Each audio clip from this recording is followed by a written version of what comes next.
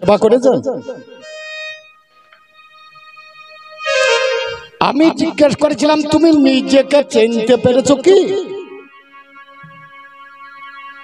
এক প্রশ্নতেই গোটা রাত গান চলবে, অসুবিধা কিছু নাই। এত লোকের রথগুলো চললো, চলার পরে কারো চাকা বসলো না, তোমার চাকাটা বসে গেল কেন? তোমার ছেলেটাকে কাটছো করত দিয়ে, করত দিয়ে গাছ কাটে না মানুষ কাটে? আপনারা উত্তর পেয়ে গিয়েছেন, ওইদিকে আমার যাবার দরকার নাই। আমার গান একটু শোনাবো, শুনিয়ে ওটা আমার অভ্যাস নয়। আমার বন্ধুর মা আমার মা, বন্ধু মা, আমি বলিনি, উনি বলছিলেন। আমার বন্ধুর বাবা আমার বাবা, ঠিক ঠিক। আমার বন্ধুর পিসি আমার পিসি, বন্ধুর মাসি আমার মাসি, নাকি? তাহলে বন্ধুর বউ আমার, কেন?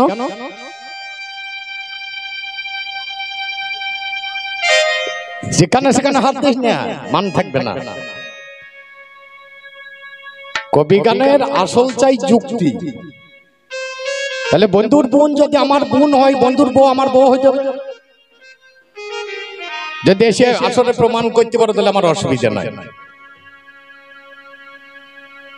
মাতৃদ্বারে ক্ষিপেত লিঙ্গ ভগ্নিনাং কুচ মর্দনম গুরু শিরে পদং দদ্দা পুনর্জন্ম নবিদ্যতে।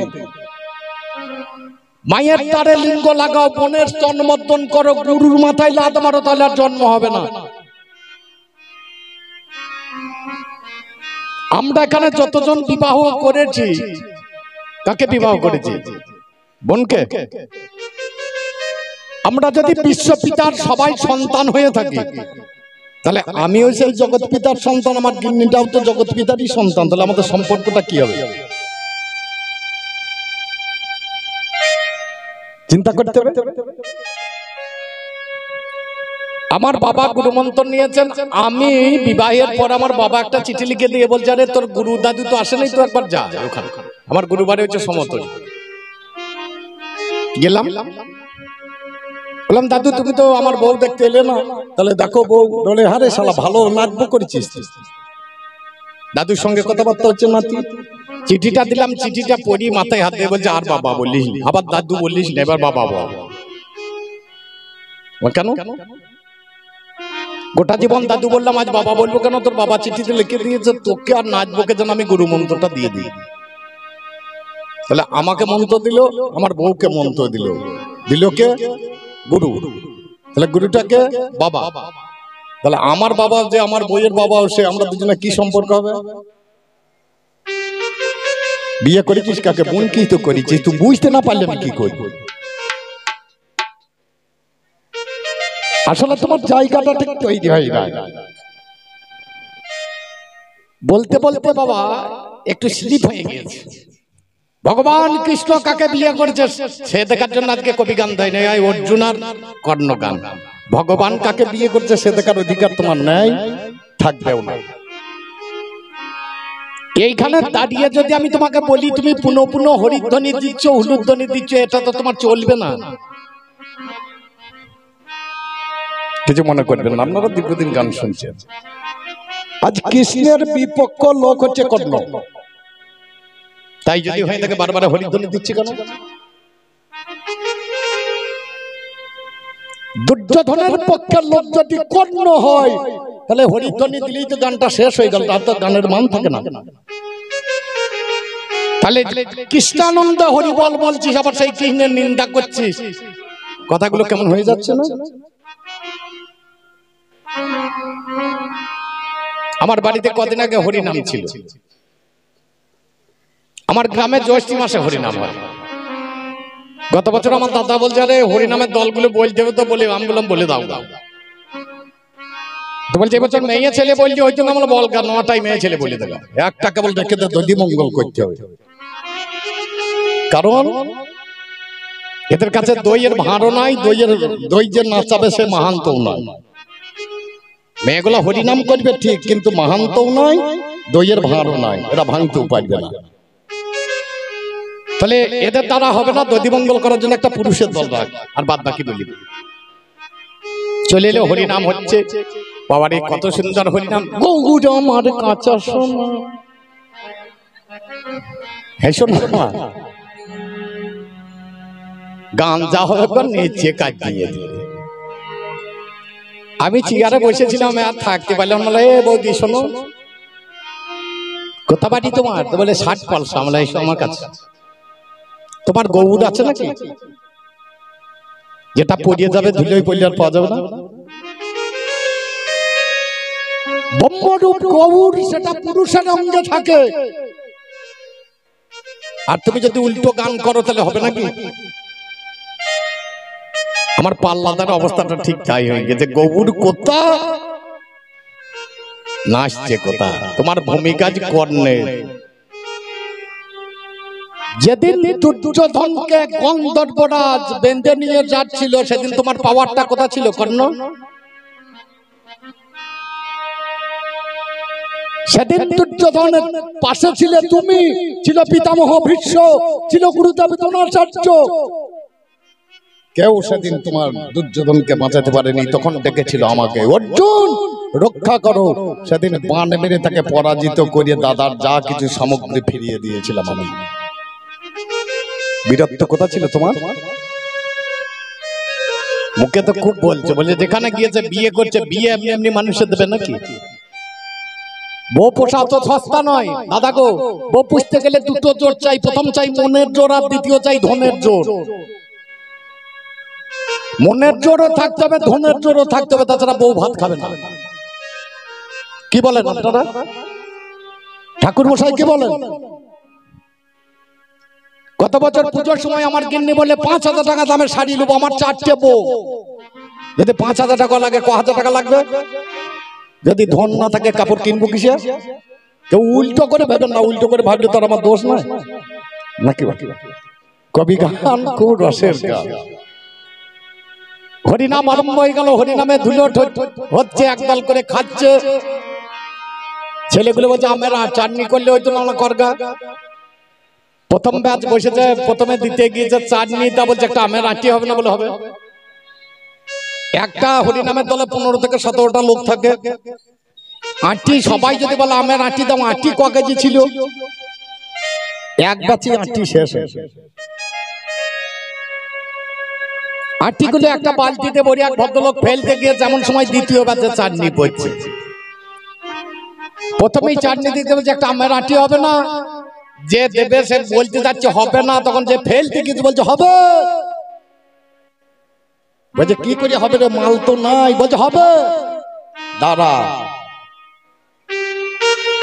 আটিগুলো জলে পরিষ্কার করে নিয়ে গিয়ে আবার চাটনি রসে ফেলে দিয়েছে।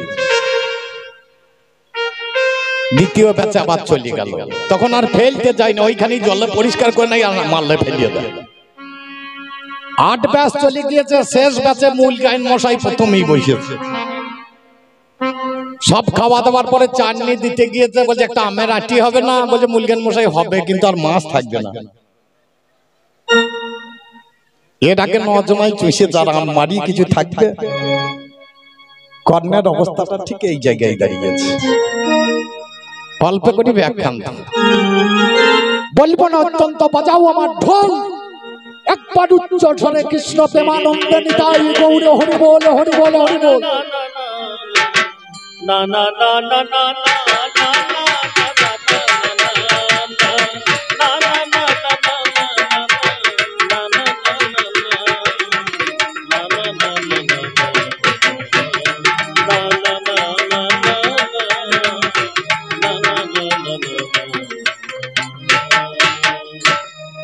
একটা গান শুনছিলাম, কুকুরের লেজ হয় না সোজা, ঘি দিয়ে চটকালে নাকি বলছিল। আমি বাসায় বসেছিলাম, খানিক শুনলাম। ঘি মাখিয়ে কুকুরের লেজে যদি টানা যায়, কুকুরের লেজ সোজা হয় না। কত কুকুর দেখবি লেজ সোজা, সে কুকুর তুমি দেখো নি। বাবা কৃষ্ণ নামে, ওই কৃষ্ণ নামে, কৃষ্ণ নামে আমার এক পাঁচালিতেই গান শেষ, আমি পাঁচালি ধরিয়ে দিয়েছি, আমার পাঁচালিও শেষ, আমার পাল্লা শেষ, ওর উত্তর শেষ। এই কৃষ্ণ নামে পাগল হলো যারা, কৃষ্ণ নামে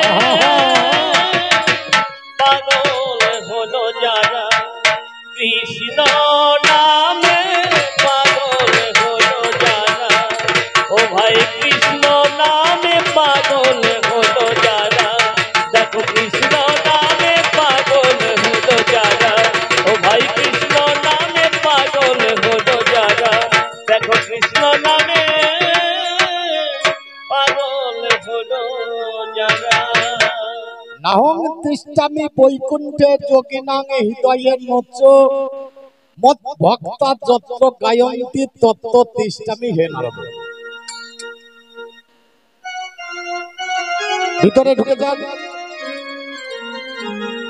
বাবা অমূল্য ধন ঢাকাতে, এই অমূল্য ধন পেতে হলে আগে হতে হয় গো সরে ও আহা।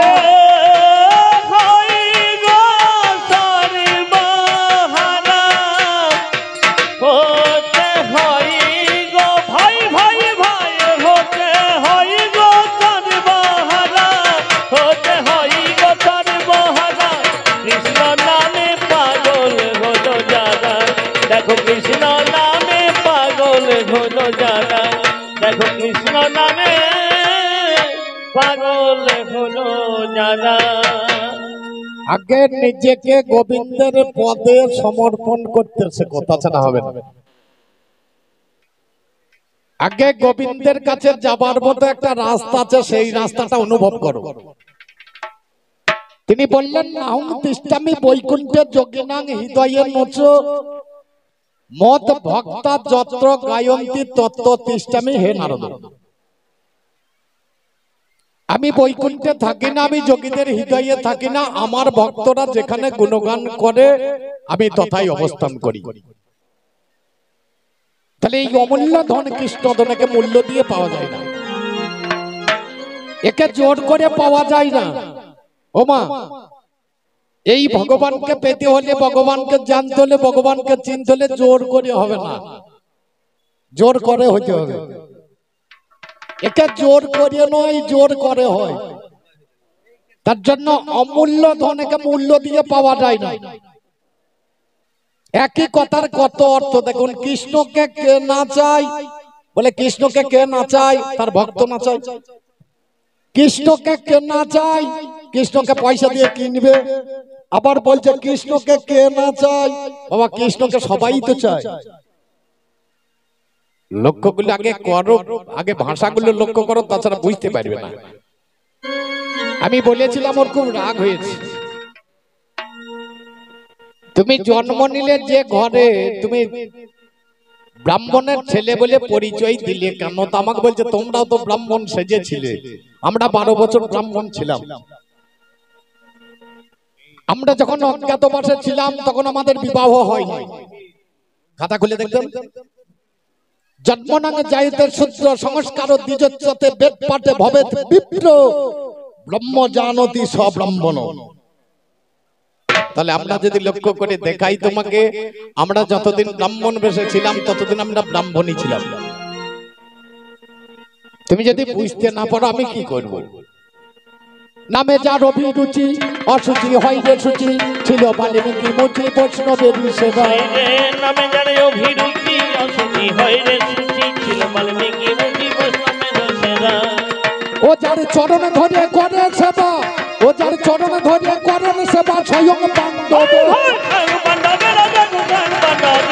কৃষ্ণ নামে পাগল হলো যারা, দেখো কৃষ্ণ নামে পাগল হলো যারা, দেখো কৃষ্ণ নামে পাগল হলো যারা, দেখো কৃষ্ণ নামে পাগল হলো যারা। তুমি যে কথাটা বলছিলে ভগবান কৃষ্ণ যাকে বিয়ে করতে চেয়েছে সে নিচু জাতির মেয়ে ছেলে, একটা সহজ উত্তর করে দিই আপনাদের। কৃষ্ণকে, কৃষ্ণ জগতের প্রতি। আচ্ছা বলুন, একটা ভল্লা বলুন, একটা বাগদি বলুন, একটা মুচি বলুন, একটা ডম বলুন, একটা ব্রাহ্মণ বলুন, একটা মোড়ল বলুন, সে কাউকে বিয়ে করতে বাকি করেছেন, বাকি রেখেছেন নাকি তিনি জগতের প্রতি? তাহলে তোমার ধারণাটা ভুল। যার কাছে সবাই সমান তার কাছে তুমি অসমান দেখলে তো হবে না। যদি বলো এই জায়গায় লক্ষ্য করে তোমাকে দেখা যাবে, তুমি বসে বসে শোনো, আমাকে তোমাকে একটা একটা করে দেখা দিয়ে যাও। ভগবান শ্রীকৃষ্ণের এতগুলো বইয়ের কারণ কি? অর্জুনের পায় এতগুলো বইয়ের কারণ কি? শুধু অর্জুনের বউ 4টি, এটা দেখবেন না। ভীমের বউ আছে 3টি, বাদ বাকি ভাইয়ের 2টি করে বউ আছে। তাহলে সব ভাইয়ের বউ অনেকগুলি আছে। আমাদের অসুবিধা কিছু নাই। আমাদের রাজ্য আছে ইন্দ্রপ্রস্থ। আমাকে বলছে তুমি যখন ব্রহ্মচর্য পালতে গেলে তখন গোমাচর্য করে ফেলেছো। মানে এই জায়গায় কুকুরকে টেনে এনে, একদিন নাকি কোন ভাই ছিল কুকুরে গিয়ে জুতোটাকে নিয়ে, কর্ণ বলছে আমি বলছি না, হিসাবটা ঠিক আসছে তো? মহাভারত খুলে যদি দেখা যায় হিসাবটা ঠিক আসছে তো? আমরা 5 জন ছিলাম, 5 জন থাকার পরেও আমার বইয়ের মন ভরছে না বলে আরেকজনকে পেলে আমার ভালো হইতো।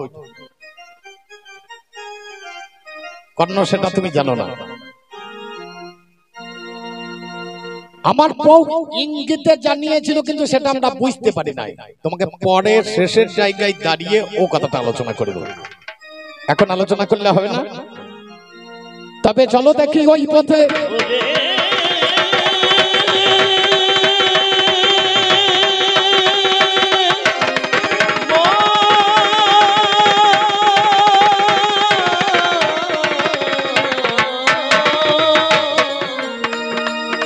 আমার গুরুদেব দ্রোণাচার্য,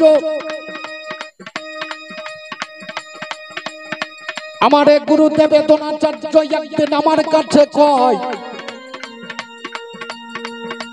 সবাই জল আনতে যাবে তোমরা, তোমাদের জানাই আমরা 105 ভাই, 105 খানা কলসি লইয়ে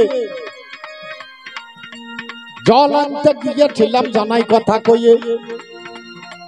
এইভাবে 1 দিন 2 দিন 3 দিন 4 দিন যাওয়ার পরে আমার মনে প্রশ্ন এলো, আমাদের 105 ভাইকে পাঠিয়ে দিচ্ছে ওনার ছেলে দ্রোণাচার্যের যে ছেলে অশ্বত্থামা, ওকে তো জল আনতে পাঠাই না। ওইখানে বসে আমি ধনুর বাণ ধরে বান মেরে জল আনলাম জানাই প্রকাশ করে। বসে বসে দেখি আমি গুরু মহাশয় অশ্বত্থামাকে যত্ন করিয়ে সেজন শিক্ষা দেয়, আমাদেরকে ব্যতি রেখে অশ্বত্থামাকে শিক্ষা দিই। আমি বসে আছি, আমি হেসে ফেলি। গুরুদেব বলছে অর্জুন তুমি জল আনতে যাও না? বলে জল এনেছি। কেমন করে আনলে? বানের দ্বারা জলটাকে এনে দিয়েছি। বলে তুমি বান মেরে জল আনতে পারো? বলে পারি। বলে কবে শিখলে? বলে আপনি একদিন রাত্রিবেলায় আমাদেরকে খেতে বললেন, খেতে খেতে আলোটা নিভিয়ে দিলেন। সবাই খাওয়া বন্ধ করেছিল কিন্তু আমি বন্ধ করি না, আমি বন্ধ করি না। আমার 104 ভাই বন্ধ করেছে, আমি বন্ধ করি না। 104 ভাই বন্ধ করেছে, আমি বন্ধ। তাহলে সেদিন প্রমাণ কি হলো? জয়নী তাই চলতি গানে কবিয়াল রসরাজ মন্ডলের গানে মুগ্ধ হয়ে বগদর গ্রামে নিবাসী কেষ্ট বাগদি আমার কাকুকে 85 টাকা দিয়ে পুরস্কৃত করেছে। সকলে মিলে একবার জোরদার হাততালি চাইনি তাই গৌর প্রেমানন্দে হরি হরি বল, হরি বল, হরি বল।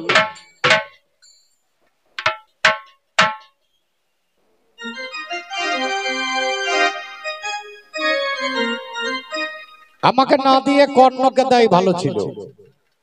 আর খানিক পরে মরবে, লোকের সৎকার করতে হবে, টাকা কোথা পাবে? আমি তার মরব না। রাধে। তাহলে যেথায় ছিলাম কবি গানে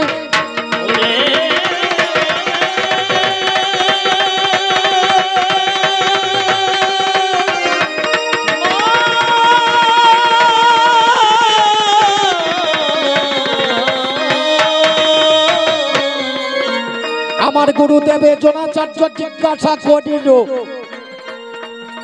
অর্জুন তুমি রাত্রির বেলায় সেবা করছো, সবাই তো বন্ধ করে দিয়েছে। বলে গুরু গো, সেবাটা যে আমি করছি। বলে করছো কেন? আপনি ইঙ্গিত দিলেন আলোটা নিভিয়ে গেলেও খেতে হবে, কারণ অন্ধকারে ধনুক এবং বাণ যোজনা করতে হবে। এই শিক্ষাটা শেখালো কে? আপনি। এই দ্রোণাচার্য যেদিন ধনুক ধরে দাঁড়িয়েছিলেন, আপনারা শুনলেন, আমি একা বলবো না, আপনারা শুনলেন সেই গুরুদেবকে আমি বধ করেছি। এটা শুনলেন? কথাটা কি মনে হয় ঠিক? আচ্ছা বলুন দেখি, আপনাদেরকে যে একটা বিড়ি খাওয়া শেখাই সে তো আপনাদের গুরুদেব,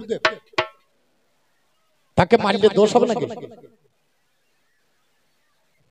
আপনাদেরকে যে এক পাত্র মদ খাওয়ার শেখাই সে তো আপনার মদের গুরুদেব, তাহলে সে মরলে তাকে মারলে দোষ হবে নাকি আপনার? গুরু কাকে বলে আগে জানতে হবে। গু কারস্য অন্ধকারের সাথে, রু কারস্য তেজুচ্যতে, অজ্ঞান রূপ অন্ধকার থেকে যিনি আলোতে নিয়ে যেতে পারেন তিনি হচ্ছেন গুরু। এই দ্রোণাচার্য আমার কর্ণদাতা গুরু নন, এ গুরু। কি গুরু? খুব চিন্তা করে দেখুন, আমি যদি যার কাছে গুরুমন্ত্র নিয়েছি সে যদি দেহটাকে আমাকে অশৌচ পালন করতে হয়, যার কাছে লেখাপড়া শিখেছি সেও তো আমার গুরু। আচ্ছা বলুন, সে মরলে পরে আমি অশৌচ পালন করবো কেন? এও যেমন গুরু ও তেমন গুরু। বাবারে ঘোড়া ভেড়া এক করে দিস না, তাহলে গানের মান থাকবে না। জমি যার, ফসল তার, হামার যার, ধান তার, বাক্স যার, টাকা তার, পালকি যার, বউ তার। হবে কেন হবে না? তাই বলছি কর্ণ সব এক করে ফেলো না।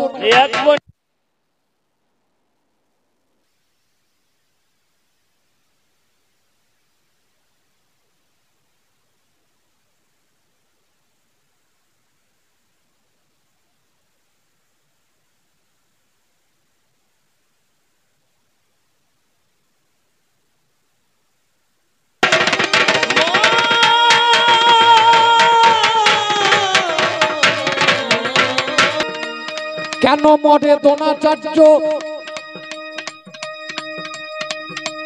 এর মধ্যে কি বাই আছে? কেন করে গুরু বধে জানাই আপনাদের পাশে। একদিনে দ্রোণাচার্য দ্রুপদে নামের লোকের সঙ্গে বন্ধুত্ব করেছিল। প্রথম থেকে শুনে নেন ভালো করে। এই পড়াশোনা করতে যেত দুইজনাতে ভালো। দ্রুপদ রাজা পড়াশোনাতে ভালো ছিলেন না, দ্রোণাচার্য পড়াশোনাতে ভালো ছিলেন। দ্রুপদ রাজাকে পড়াশোনা শিখিয়ে দিতেন, বলে ভালো করে আমাকে শিখিয়ে দাও, যদি শিখিয়ে দিতে পারো আমি যেদিন রাজত্ব পাবো তোমাকে অর্ধেক রাজত্ব দেবো। যখন ধীরে ধীরে একটু বড় হলো, রাজ্য ধন পেলো, একদিন গিয়ে বলছে তোমাকে রাজ্য দিতে হবে না, আমার একটা সন্তান হয়েছে, এখানে কি দুগ্ধ প্রদান করো। লাট ভিখারির ছেলে, দুগ্ধ খাওয়াতে হবে না, খড়িগুলি খাওয়াকা। রাগ করে দ্রোণাচার্য হাঁটিতে লাগিল। হস্তিনার মাঝখানে তাই উপনীত হলো। 105 বাইক করে গেরু খেলা। সে খেলাটা আবার কেমন? মহাভারত বলছে এই খেলাটার নাম হচ্ছে গেরু খেলা, মানে একটা বল, সেই বল করে খেলা করছে। বলটা কোন রকমের ভাই একটা কূপের মধ্যে গেছে পড়ে, আপনাদের জানাই বহু চেষ্টা করিয়ে 105 ভাই তুলিতে নারিল। এমন সময় দ্রোণাচার্য তার ছেলেকে নিয়ে সেখানে এলো। আসতে ভাই, সেখানে যখন এলো এসে বলছে বাবা তোমাদের কি হয়েছে? বলে আমাদের গেরুটা পড়ে গেছে। বলে এই তো ব্যাপার, আমি তুলে দিচ্ছি। তাড়াতাড়ি করে ঘুষ ঘাস কিছু নিয়ে মন্ত্রপুত করে ছেড়ে দিলেন, গেরুটা উঠে চলে। সঙ্গে সঙ্গে আমরা সবাই গিয়ে পিতামহ ভীষ্মের চরণে ধরে বললাম, পিতামহ আমাদের যদি অস্ত্র শিক্ষা করতে হয়, তাহলে একজন গুরু আমরা পেয়েছি, সে ভালো শিক্ষা জানে, তাহলে তাকেই গুরু করবো। বলে ডেকে নিয়ে এসো। যখন ডেকে নিয়ে ভীষ্মদেবের কাছে দাঁড়ালাম, ভীষ্মদেব একটু হাসলেন। হাসলেন কেন? ভীষ্মদেব ছিলেন পরশুরামের শিষ্য, আর দ্রোণাচার্য এও ছিলেন পরশুরামের শিষ্য। দেখলো আমার গুরু ভাই অস্ত্র শিক্ষায় কম হবে না, তাকে গুরু পদে বরণ করিল। গুরু পদে বরণ করিল।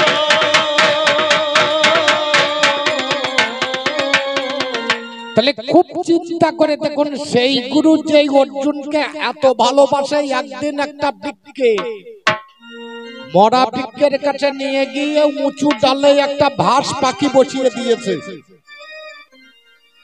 আমরা 105 ভাইয়ে গিয়েছি অস্ত্র পরীক্ষা দিতে, সবাই গেছে বলে ভাস পাখিকে লক্ষ্য করো, ওই পক্ষীটাকে তুমি বিদ্ধ করে নিচে আনো। এক এক করে সমস্ত ভাই চলে যাচ্ছে, কিন্তু হচ্ছে না। শেষকালে আমি ধনুর্বাণ ধরেছি, টান মেরেছি, টান মেরে তাকিয়ে ছাড়তে যাবার ছাড়তে পারলাম না, ধনুখানা সেদিন মাটি ফেলে। অর্জুন তুমি বান মারলে না, তুমি পক্ষী দেখতে পাওনি? পক্ষী দেখেছি, শুধু পক্ষী দেখেনি গুরুদেব, পক্ষীর চক্ষু দেখতে পেয়েছি। বলে পক্ষীর চক্ষু দেখলে তা বান মারো? গুরু গো, শুধু পক্ষীর চক্ষুটা দেখিনি, পক্ষীর চক্ষুতে আমি দ্রোণাচার্যের মূর্তিটাও দেখতে পাচ্ছি। আমি বানটা মারবো কাকে? আমি ভাবলাম গুরুদেব পদ হয়ে যাবে, তাই তো বান আমি ছাড়তে পারিনি। গুরু গো, সেদিন পদে প্রণাম করেছিলাম, গুরু পক্ষীর চক্ষে তোমার মূর্তি আমি দেখতে পাচ্ছি। সেদিন গুরুদেব ছিল আমার পক্ষে, আজকে সেই গুরু আর আমার পক্ষে নাই। যে মৃত পক্ষীর চোখে আমি গুরুদেবের মূর্তি দেখতাম, আজকে সরাসরি গুরু দাঁড়িয়ে আছে, আমি দেখতে পাই না। আমি দেখতে পাই না। কারণ আছে, একদিন একটা ছেলে এসেছে যার এক লক্ষ না,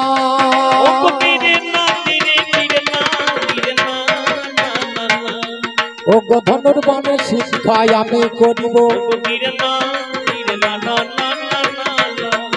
একটু আপনার জানালাম।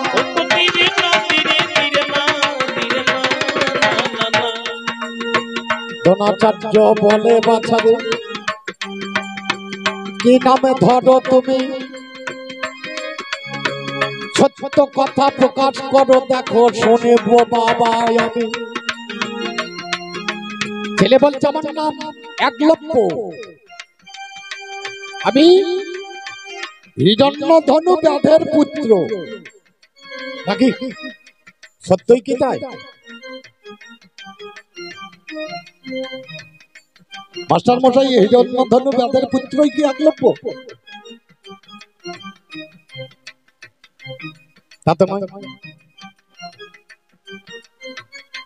এটা ছিল কৃষ্ণের কাকার ছেলে, জন্মমাত্র দৈববাণী হয়েছিল এই ছেলেটা কৃষ্ণের হাতে বধ হবে। সারা বলি খুলুন, পরিষ্কার করে লেখা, জলের মধ্যে ভাসিয়ে দিলেন। ভাসতে ভাসতে যখন গেল হিরণ্যধনু ব্যাধ, দেখতে পেলেন একটা কি ভেসে যাচ্ছে, যখন তুলে নিয়ে এলেন ছেলেটা হলো তার। তাহলে এটাও তার ছেলে নয়, তবু তো পরিচয় জানে না। গুরুদেবের কাছে গিয়ে বললাম আমি হিরণ্যধনু ব্যাধের পুত্র। বলে বাবারে ওই জাতিকে আমি শিক্ষা দিতে পারি না, আমি রাজার ছেলে ছাড়া। বলে গুরু গো, আমার বড় আশা, আমার বড় নেশা, আমি একটু অস্ত্র শিক্ষা করবো, তুমি কৃপা করে যদি আমাকে একটু মন্ত্র শেখাতে। বললাম না আমি রাজার ছেলে ছাড়া। এই বলে একলব্য সেটাই চলে গেল জঙ্গলেতে, মাটির একটি মূর্তি গড়িল, একটা দ্রোণাচার্যর মূর্তি গড়িয়ে তার তলায় পড়ছে, ধনুর্বাণ হাতে ধরে শিক্ষা করেছে। ও বাবার এই অর্জুনকে নিয়ে দ্রোণাচার্য গেল, সঙ্গে একটা কুকুর বাবা তাদের সঙ্গে ছিল। জঙ্গলে যখন গেলে অর্জুন গেছে, দ্রোণাচার্য গেছে, আর সঙ্গে একটা কুকুর। এই কুকুরটা বাবা ছাড়ে না। কুকুরটা গিয়েছে, গিয়ে কুকুর বাবা অনেক আগে থেকে বুঝতে পারে, ঘেউ ঘেউ ঘেউ ঘেউ করে আওয়াজ করছে, ছুটে গিয়ে দেখছে একদম ধ্যান। ধ্যানটা ভেঙে গেল যখনই, তখনই শব্দভেদী বান মারল। আমাদের সময় এই কবিতাগুলো ছিল, এখনকার ছেলেরা এসব কবিতার দিকে হাত দেয় না। না মরিল কুকুর, না হইল মুখে ঘা, মানে কুকুর মরছে না, কুকুরের মুখে ঘা হচ্ছে না, কেবলমাত্র আওয়াজখানা বন্ধ হয়ে গেল। কুকুর যখন ফিরে গেল, অর্জুন বলছে গুরু গো প্রণাম করছি তোমাকে। বলে কেন বাবা? বলে কুকুর মরল না, কুকুরের মুখে ঘা হলো না, কেবল কুকুরের বাক্য বন্ধ হয়ে গেল, আওয়াজ বন্ধ হলো। এবার আমার পরম গুরু পরশুরাম জানে, এবার আমার পিতামহ বিশ্ব জানে, এবার আপনি জানেন, আর এবার আমি জানি, এবার আর কেউ জানে না। বলুন আপনি আর কাকে এবার শিক্ষা দিয়েছেন? দ্রোণাচার্য দাঁড়িয়ে দাঁড়িয়ে ভাবছে, আমি তো কাউকে বাণ শেখালাম না, উত্তর কি দেব? দ্রোণাচার্য মনে মনে ভাবিতে লাগিল, হাইরে ভাবিতে লাগিল, কোনে জনে এ হান কর্ম করে দিল, কর্ম করে দিল। অর্জুনকে হাতে ধরে বাবা তোরা করে যায়, একটা ছেলে বসে আছে দেখিবারে পাই। কে বাটা তুমি? নাম আমার একলব্য। তোমার গুরু কোন জন? স্বপ্নে আছে গুরুদেব, জানাই নিবেদন। দেখছেন না আমার গুরুদেব দ্রোণাচার্য আমার সামনে বসে আছে। বলে তুমি দ্রোণাচার্যের শিষ্য? বলে হ্যাঁ আমার গুরুদেব দ্রোণাচার্য। বলে যে শিক্ষা করেছো কার কাছে? বলে দ্রোণাচার্যের কাছে। গুরুদেব চিন্তা করলে একটা নিচু জাতির ছেলে এত বড় একটা উঁচু জাতিতে যাবে, এইটাই কি কথা? এ ছেলে যদি ঠিক জায়গায় দাঁড়ায়, এ ছেলে যে কর্মের জন্য জগতের বুকে এসেছে সে কর্ম থেকে বঞ্চিত হবে। গুরু বলছে দক্ষিণা দাও। বলে কি দক্ষিণা নেবে? যা চাইবে তোমাকে তাই দেব, বলো কি চাই? তোমার বৃদ্ধ হাত, দক্ষিণ হাতের বৃদ্ধ অঙ্গুলিটি আমাকে কেটে দাও। কোন দিকে না থাকিয়ে একলব্য গুরুর প্রতি নিষ্ঠা রেখে একটা ছুরি গ্রহণ করে বৃদ্ধ অঙ্গুলিটা কেটে একটা